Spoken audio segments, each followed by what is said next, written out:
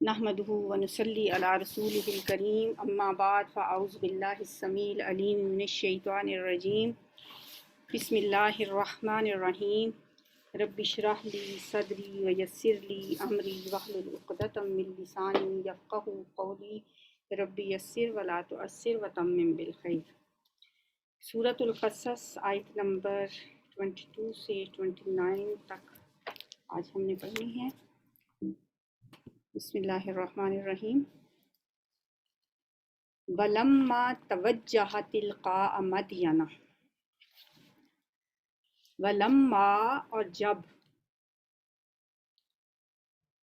توجہ اس نے رخ کیا،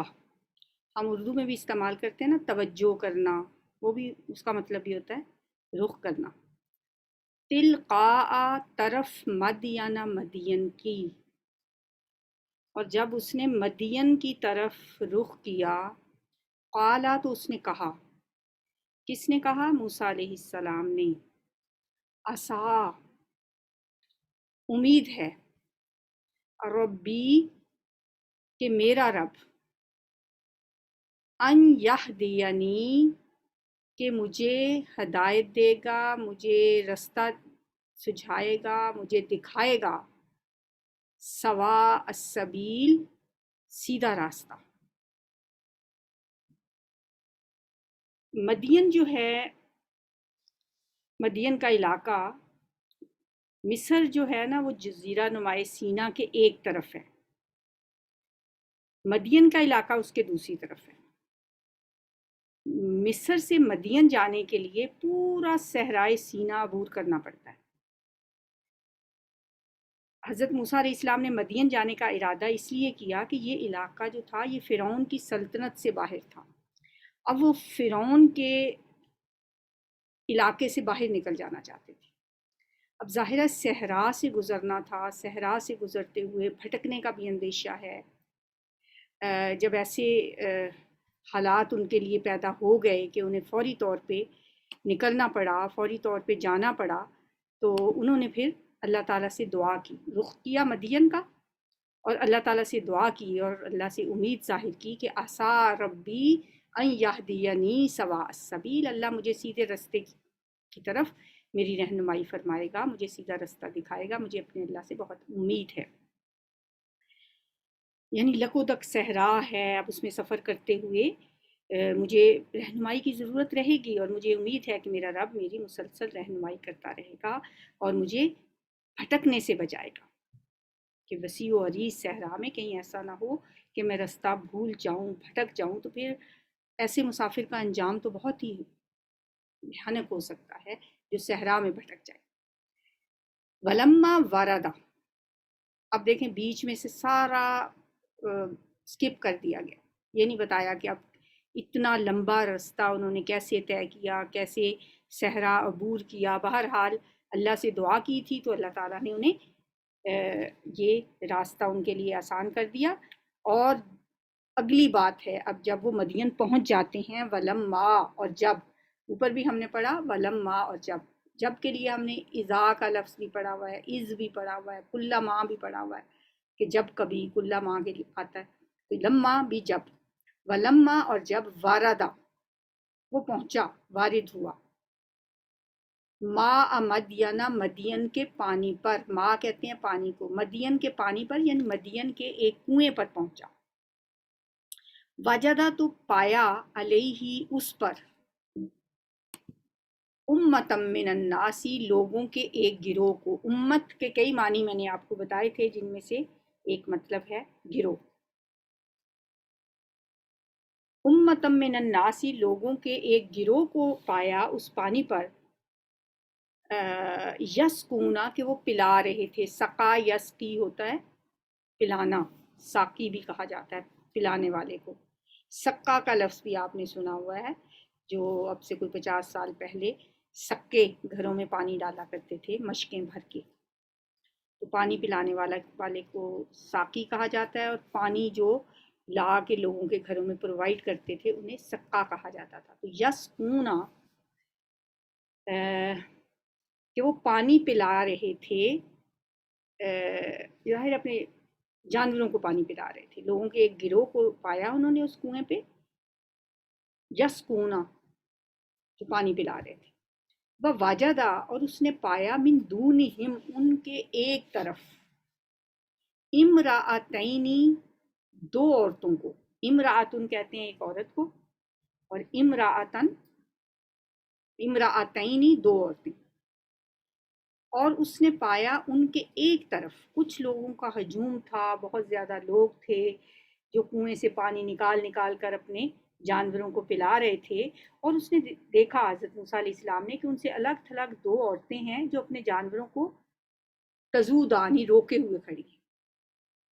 तजूदानी भी मुसन्ना का सीगा है दो के लिए, जैसे इमरातुन से इमरातैनी है, इसी तरह तजूदानी, वो दोनों रोके खड़ी हैं।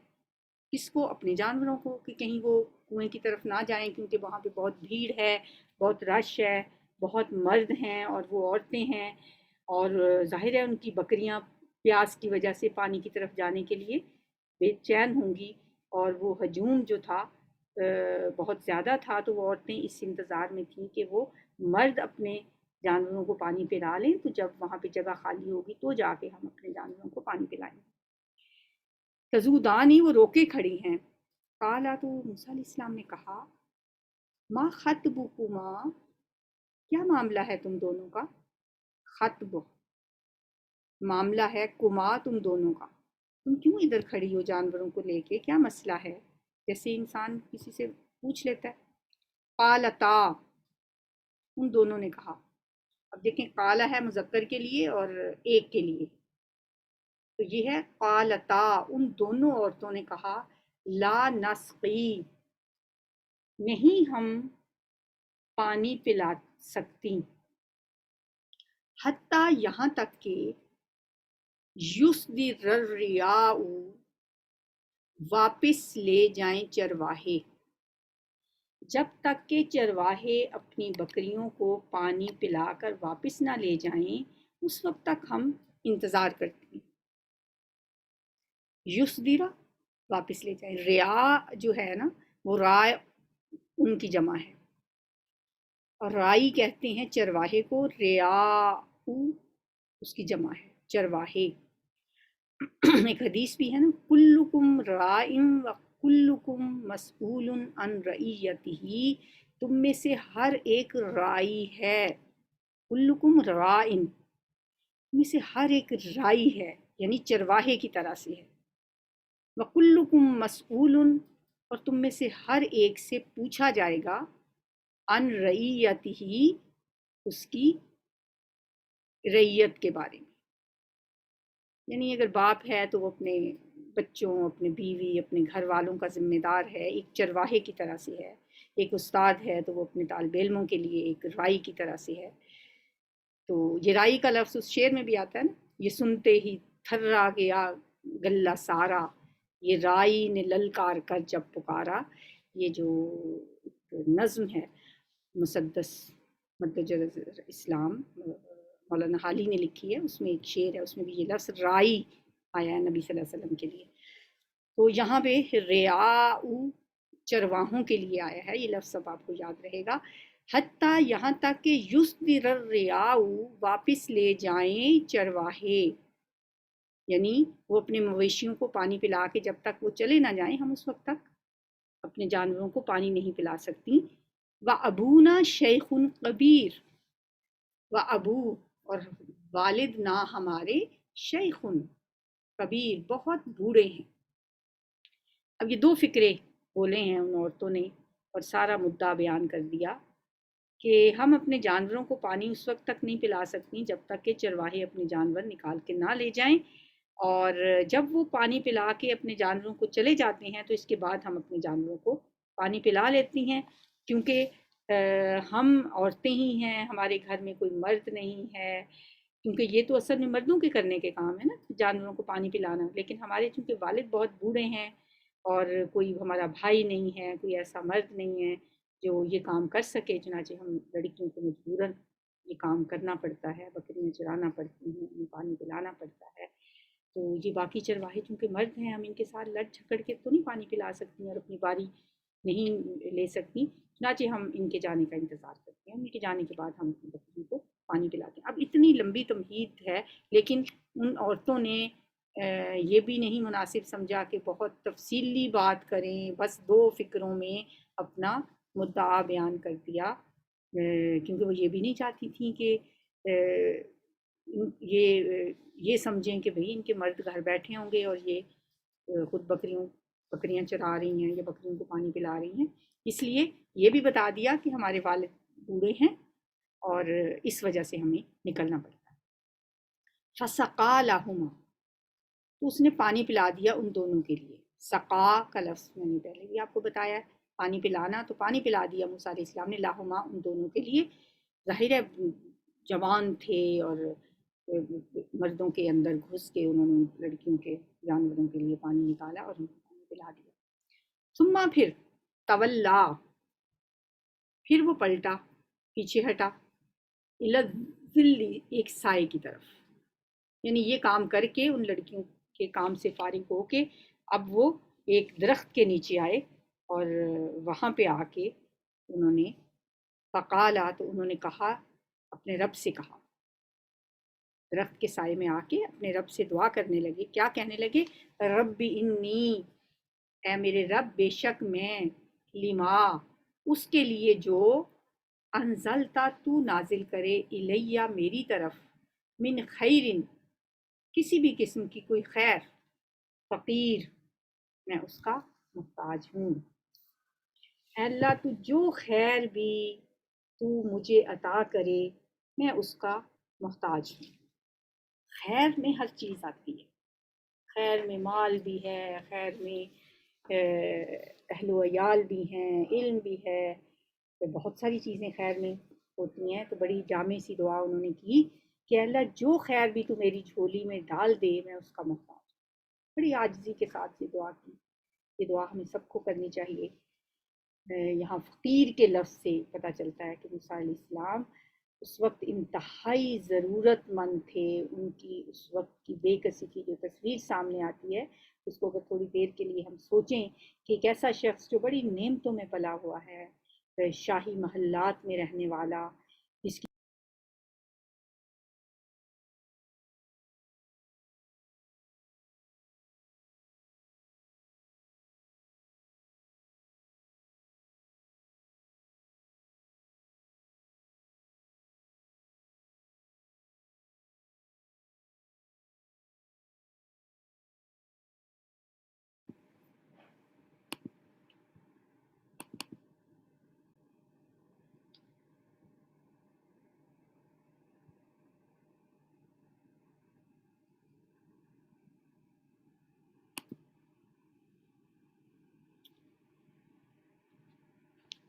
اس دعا کو دیکھیں تو حضرت موسیٰ علیہ السلام کی بڑی بے کسی کی اور بڑی ایک ضرورت مند شخص کی تصویر ہماری آنکھوں کے سامنے آتی ہے کہ ایسا شخص جو بڑی نعمتوں میں پلا ہوا تھا، اچانک جب سب کچھ چھوڑ چھاڑ کے اس کو خالی ہاتھ جان بچا کے مصر سے نکلنا پڑتا ہے، تو پھر ظاہر ہے کیسی کیسی مشکلیں اور تکلیفیں برداشت کرتے ہوئے، صحرائے سینا کو عبور کرتے ہوئے وہ ایک ایسے علاقے میں پہنچتے ہیں جہاں ان کو کوئی جاننے والا نہیں ہے، کوئی سر چھپانے کی جگہ نہیں ہے، کوئی ان کے کھانے پینے کا انتظام نہیں ہے، غربت اور محتاجی کی انتہا ہے. تو ان لڑکیوں کی مدد کرنے کے بعد وہ پھر ایک درخت کے نیچے جا کے اپنے رب سے دعا کرتے ہیں. اللہ تعالیٰ سے کہتے ہیں کہ اللہ، رب انی لما انزلت الیہ من خیر فقیر، اے میرے رب جو بھی بھلائی تو میری طرف نازل فرمائے میں اس کا محتاج ہوں. فجاءت احداہما، فجاءت، تو آئی اس کے پاس، اس کے پاس، جاءت مؤنث کا صیغہ ہے، آئی اس کے پاس، احدا، ایک، ہما، ان دونوں میں سے، ان دونوں لڑکیوں میں سے ایک آئی اس کے پاس، تمشی، چلتی ہوئی، الاستحیاء، حیا کے ساتھ، بے باکی کے ساتھ نہیں، حیا کے ساتھ چلتی ہوئی ان کے پاس آئی. قالت، کہنے لگی، ان ابی، بے شک میرے والد، یدعو کا، وہ بلاتے ہیں آپ کو، لیجزیہ کا، تاکہ وہ بدلہ دیں یا مزدوری دیں آپ کو، جزا دیں آپ کو، اجرا اس کے اجرت کے طور پہ، ما سقیتا جو آپ نے پانی پلایا لنا ہمارے لیے، آپ نے ہماری بکریوں کو جو پانی پلایا ہے اس کے لیے آپ نے جو مشقت اٹھائی ہے، ہمارے والد آپ کو اس کا کچھ اجر دینا چاہتے ہیں۔ ہو سکتا ہے وہ بکریوں کو لے کے گھر چلی گئی ہوں، موسیٰ علیہ السلام درخت کے نیچے آ کے سستا رہے ہوں اور اللہ سے دعا بھی کر رہے ہوں، اور اب اللہ تعالیٰ نے ان کی دعا قبول کر لی، اور وہ ان کے لڑکیوں کے کہنے پہ، دیکھیں وہ لڑکی جو ہے وہ بڑے قرآن نے اس بات کو بیان کیا ہے کہ وہ شرم و حیا کے ساتھ اس نے بات کی ہے اور بے باکی کے ساتھ نہیں آئی، اور کیونکہ بلا وجہ تو کوئی لڑکی کسی مرد کے پاس نہیں جا سکتی، تو اس لیے اس نے آتے ہی وہ وجہ بتانی ضروری سمجھی کہ میرے والد آپ کو بتاتے ہیں۔ اب اس بدلے کا نام سن لینے کے باوجود حضرت موسیٰ علیہ السلام جیسے انسان کا فوراً چل پڑنا کہ بدلہ لینے کے لیے، اب ظاہر ہے انسان بے لوث ہو کے اس طرح کے کام کرتا ہے، لیکن جو فوراً ان کے ساتھ وہ چل پڑتے ہیں، کیونکہ اگلی آیت سے میں پتہ چلتا ہے کہ ان کے پاس پہنچ جاتے ہیں، تو اس سے کیا پتہ چلتا ہے کہ وہ اس وقت انتہائی بے قراری، بے چینی اور اضطرار کی حالت میں تھے، بے سر و سامانی کا عالم تھا، بھوک پیاس ہوگی، سفر کی تھکان ہوگی، برا حال ہوگا، اور پھر یہ بھی فکر ہوگی کہ اس دیار غیر میں میرے پاس کوئی ٹھکانہ نہیں ہے، کوئی ہمدرد ساتھی نہیں ہے۔ اس مجبوری کی وجہ سے جو ہی انہوں نے یہ لفظ سنا کہ اس ذرا سی خدمت کا اجر دینے کے لیے مجھے بلایا جا رہا ہے، تو حضرت موسیٰ علیہ السلام نے بالکل دیر نہیں کی، اور انہوں نے یہی سمجھا ہوگا کہ ابھی ابھی جو میں نے اللہ سے دعا کی ہے اللہ تعالیٰ نے اسے پورا کر دیا ہے، اب خام خواہ مجھے اس موقع کو ضائع نہیں کرنا چاہیے، تو فوراً وہ اس کے ساتھ چل پڑے۔ اور فلما جاءہ، پھر جب وہ آئے اس کے پاس، وقصہ اور بیان کیا، علیہ اس پر، القصص تمام قصہ، قص القصص قصہ بیان کر دیا، علیہ اس پر، ان کے والد پر، کہ میں کون ہوں، کہاں سے آیا ہوں، کیا میرے ساتھ ہوا، سارے واقعات جب بتائے، فرعون کے بارے میں بھی بتایا، قالا تو اس نے کہا، لا تخف، خوف نہ کرو، ڈرو نہ، نجوت نجوتا تم بچ نکلے ہو، من القوم الظالمین ظالم لوگوں سے، تم ظالم لوگوں سے بچ کے آ گئے ہو، اس لیے اب تمہیں فکر کرنے کی، غم کرنے کی، پریشان ہونے کی کوئی ضرورت نہیں ہے۔ قالت احداہما، ان دونوں میں سے ایک لڑکی نے کہا، یا آباتی، اے میرے ابا جان، استاجرہ، اجرت پر رکھ لیں اس کو۔ اب ضروری نہیں کہ اسی وقت جیسے یہ ترتیب میں بات ہو رہی ہے کہ موسیٰ علیہ السلام نے اپنا قصہ سنایا اور فوراً وہ لڑکی بول پڑی، قرآن اس کو بیچ میں سے بہت ساری باتیں سکپ کر کے ہمیں بتا رہا ہے۔ ہو سکتا ہے کہ لڑکی نے کچھ دیر کے بعد یہ بات کی ہو، جب دیکھا ہو کہ اجنبی مسافر کو ہمارے والد نے اپنے پاس ٹھہرا لیا ہے، اور کوئی وقت دیکھ کے بیٹی نے باپ کو مشورہ دیا ہوگا، اور اس مشورے کا مطلب یہی تھا کہ آپ بوڑھے ہیں اور مجبوراً ہم لڑکیوں کو کام کے لیے باہر نکلنا پڑتا ہے، ہمارا بھائی بھی کوئی نہیں ہے کہ وہ باہر کے کام کر سکے، آپ اس شخص کو ملازم کیوں نہیں رکھ لیتے، مضبوط آدمی ہے، ہر طرح کی مشقت کر لے گا، بھروسے کے قابل ہے، ہم نے بھی اسے اپنی مطلب شریف پایا ہے، اس نے ہمیں بے بس کھڑا دیکھ کر ہماری مدد بھی کی، ہماری طرف اس نے نظر اٹھا کے نہیں دیکھا، تعریف بھی اس کی کرتی ہے، ان خیر من استاجرتا، بے شک بہترین شخص جس کو آپ اجرت پر رکھیں،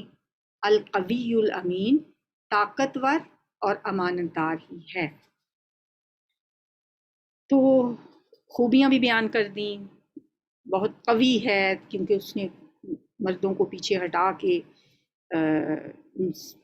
بکریوں کو پانی پلایا، اور انہوں نے اس وقت دیکھ لیا کہ بڑا مضبوط توانا ہے، طاقتور ہے اور امین ہے، نگاہ اٹھا کے نہیں دیکھا ہماری طرف۔ تو ان کے والد نے کہا انی اریدو، بے شک میں چاہتا ہوں۔ اب باپ کے ذہن میں بھی بات آ گئی ہوگی، اور یہ بھی نہیں ہو ضروری کہ جو ہی بیٹی نے بات کی باپ نے بھی فوراً یہ بات کہہ دی ہو سکتا ہے کہ انہوں نے بیٹی کے مشورے پر غور کیا ہو اور کچھ دنوں کے بعد یہ رائے قائم کی ہو کہ واقعی آدمی شریف ہے۔ لیکن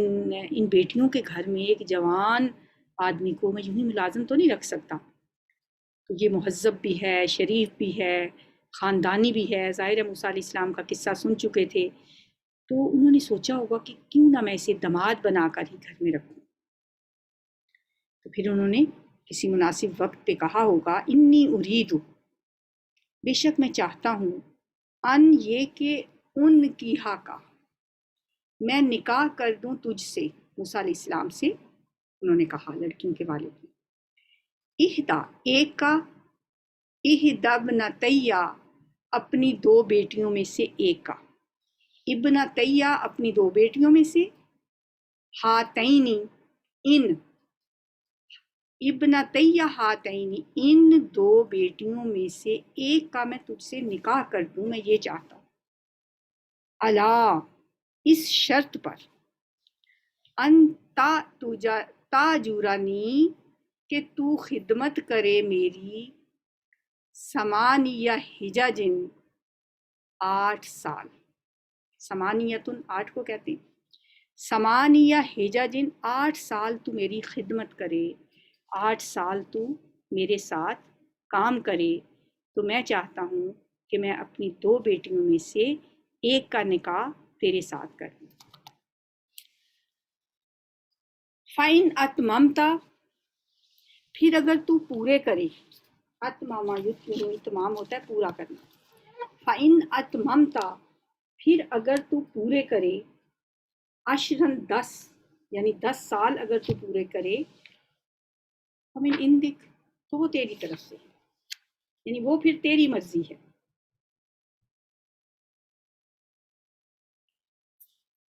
وما اریدو اور نہیں میں چاہتا، ان اشقا کہ میں سختی کروں، علیہ کا تجھ پر، ستاجدنی تو پائے گا مجھے، انشاءاللہ اگر اللہ نے چاہا، من الصالحین نیکوں میں سے۔ اچھا، اب اس نے یہ نہیں کیا کہ موسیٰ علیہ السلام کو اپنے گھر میں ملازم بنا کے رکھے، اپنی بیٹی کے مشورے کی روشنی میں انہوں نے یہ ارادہ تو کر لیا تھا کہ اب میں اپنی ایک بیٹی کا اس کے ساتھ نکاح کر دوں گا اور پھر اس کو میں اپنے گھر میں رکھوں گا، اور ایک شرط عائد کر دی، ہو سکتا ہے اس زمانے میں ایسا کوئی رواج بھی ہو، نکاح کے بدلے لڑکے سے کوئی معاوضہ لینے کا بھی رواج ہو۔ بہرحال اس نے حضرت موسیٰ علیہ السلام سے کہا کہ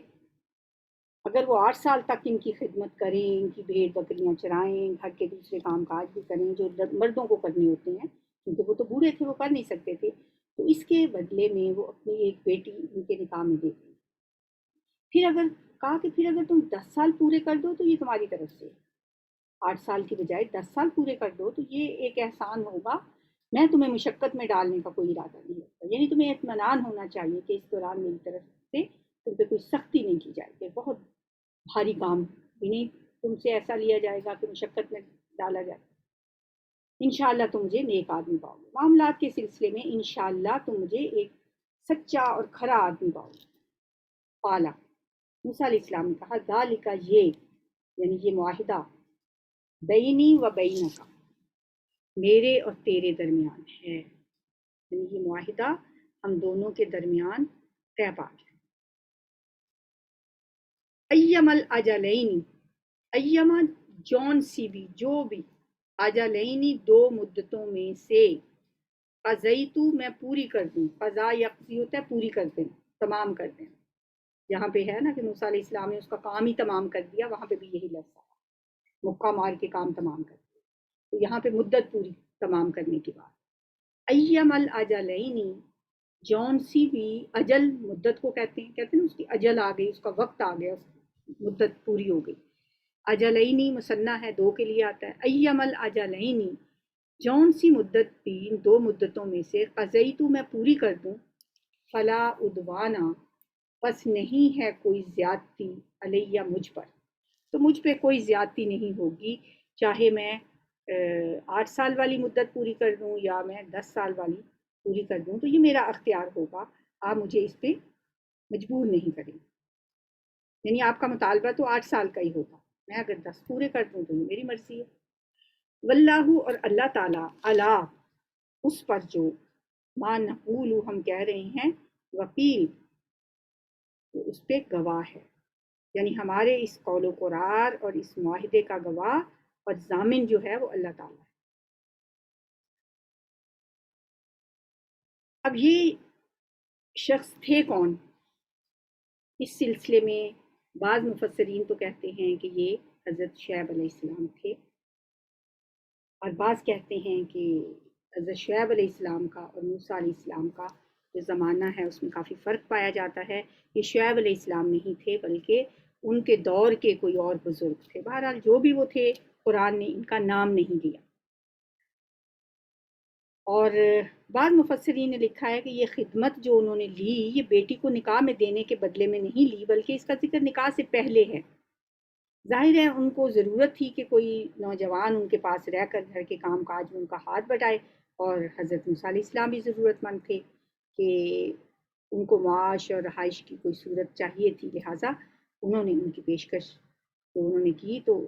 انہوں نے اسے قبول کر لیا. اور جو لفظ نے استاجر ہو اور الا انت جورانی، یہ الفاظ واضح کرتے ہیں کہ اس ملازمت کی اجرت الگ سے ادا کی گئی ہو، اور نکاح کے وقت جو مہر ہے وہ الگ سے مقرر کیا. یہ نہیں ہے کہ یہ جو اجرت تھی، یہ جو انہوں نے 8-10 سال ان کے گھر میں کام کیا، یہ ان کا مہر نہیں تھا، بلکہ مہر اس کے علاوہ الگ سے مقرر کیا گیا.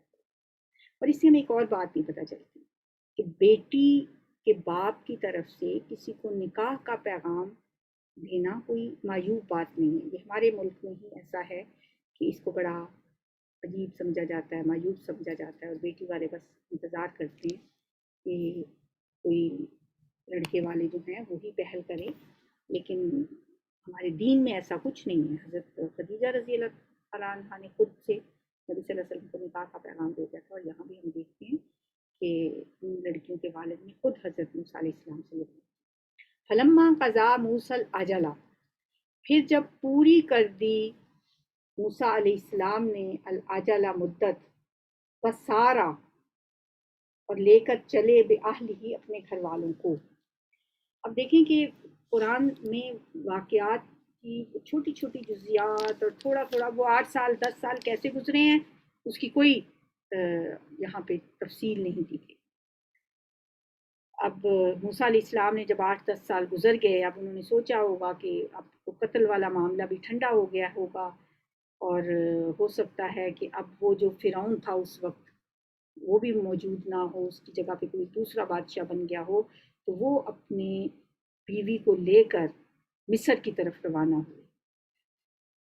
وسارا بھی اہلہ، اور وہ لے کر چلے اپنے گھر والوں کو. اب رستے میں آناسا، اس نے دیکھی، من جانب توری، تور کی جانب سے، نارن ایک آگ. اب تور جو ہے یہ مصر اور مدین کے درمیان میں آتا ہے. ظاہر ہے وہ مدین سے مصر کی طرف روانہ ہوئے تھے اپنی بیوی کو لے کے، تو راستے میں انہوں نے ایک آگ دیکھی. قالا، تو اس نے کہا، یعنی موسیٰ علیہ السلام نے کہا، لی اہلہم قصو، اپنے گھر والوں سے، ام قصو، تم ٹھہرو، انی بے شک میں نے آنستو، میں نے دیکھی ہے. تاپشتو کا مطلب ہے میں نے، پیچھے تھا آنسا، اس نے دیکھی، تو یہاں پہ ہے آنستو، میں نے دیکھی ہے، نارن ایک آگ، لعلی شاید کہ میں، آتیکم میں لے آؤں تمہارے پاس، منہا اس میں سے، بخبرن کوئی خبر، کوئی راستے کی خبر ہی مل جائے، کوئی ہمیں صحیح رہنمائی راستے کی مل جائے. رات کا وقت ہے، اور ظاہر ہے پتہ چلتا ہے کہ سردی بھی ہے، کہ ان کو آگ سیکنے کی بھی ضرورت ہے، سردی کا موسم ہے، رات کا وقت ہے، اندھیرا ہے، اور رستہ بھی ظاہر ہے آج کے دور کی طرح تو نہیں تھا کہ انہوں نے کوئی ان کے پاس کوئی موبائل تھے اور انہوں نے اس پہ ان کو رستہ پتہ چل جاتا ہوگا. تو انہوں نے کہا کہ ہو سکتا ہے مجھے کوئی رستے کی خبر مل جائے، او جذوتن، یا کوئی انگارہ ہی لے آؤں میں اس آگ میں سے، من النار، آگ میں سے. وہ انگارہ ظاہر ہے آگ جلانے کا بھی کوئی انتظام نہیں ہوگا. لعلکم، تاکہ تم تستلون، تم تاپ لو، آگ سینک لو، سردی سے بچ سکو. اس سے کتنی باتیں ہمیں پتہ چلتی ہیں کہ مرد کو کتنی فکر ہوتی ہے اپنے گھر والوں کی، اپنے بیوی کی، اپنے اہل خانہ کی. یہ نہیں کہہ رہے کہ ہم سیک لیں، ہم دونوں تاپ لیں، میں تمہارے لیے آگ لے آؤں تاکہ تم تاپ سکو. لعلی آتیکم منہا بخبر، شاید کہ میں لے آؤں تمہارے پاس اس جگہ سے کوئی خبر، او جذوتن، یا کوئی انگارہ ہی لے آؤں، لعلکم، تاکہ تم تستلون، تاکہ تم اس کو تاپ سکو. ممکن ہے آپ کی جگہ پر موجود کسی شخص سے مجھے راستے کے بارے میں کچھ پتہ چل جائے، یا میں وہاں سے کوئی انگارہ ہی لے آؤں تو اس سے ہم آگ جلا لیں اور سرد رات میں گرمی کا سامان پیدا کر سکیں. انشاءاللہ یہ واقعہ جاری رہے گا، کل ہم انشاءاللہ آگے پڑھیں گے. اللہم ارزقنی التفکر والتدبر بما یتلوہ لسانی من کتابک، والفہم لہ والمعرفۃ بمعانی، والنظر فی عجائبہ والعمل بذلک ما بقیت، انک علی کل شیء قدیر. اللہم آنس وحشتی فی قبری، اللہم ارحمنی بالقرآن العظیم، واجعلہ لی اماما ونورا وہدی ورحمہ. اللہم ذکرنی منہ ما نسیت، وعلمنی منہ ما جہلت، وارزقنی تلاوتہ آناء اللیل وآناء النہار، واجعلہ لی حجۃ یا رب العالمین. سبحانک اللہم وبحمدک، نشہد ان لا الہ الا انت، نستغفرک ونتوب الیک. السلام علیکم.